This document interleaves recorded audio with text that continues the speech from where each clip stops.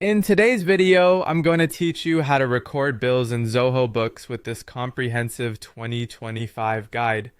Whether you're new to Zoho Books or just need a refresher, this step-by-step tutorial will walk you through the process of recording bills with ease, ensuring that your accounting stays up to date and accurate.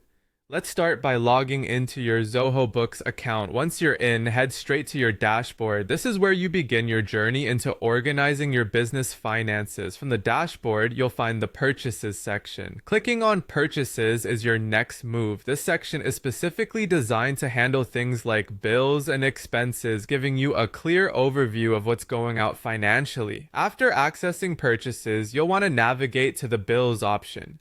Clicking on Bills will take you to a detailed list of all existing bills that have been recorded, but today our focus is on creating a new bill.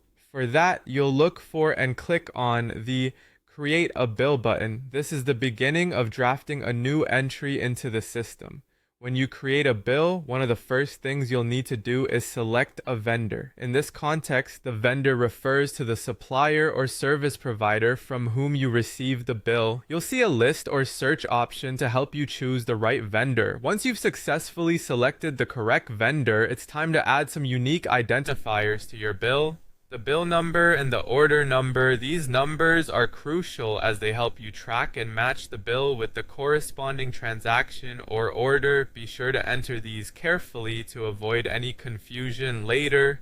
Next, select the due date for the bill. This is the date by which payment should be made to the vendor, and it's essential for maintaining a good relationship with your suppliers. Choose the due date wisely based on the vendor's payment terms. Now, you'll move on to entering the rate and amount for the bill. The rate might relate to the cost per item or service, and the amount will be the total cost that needs to be billed. Double check these entries for accuracy as they directly affect your financial records. Once all the details are correctly filled in, the final step is to click Save as Open.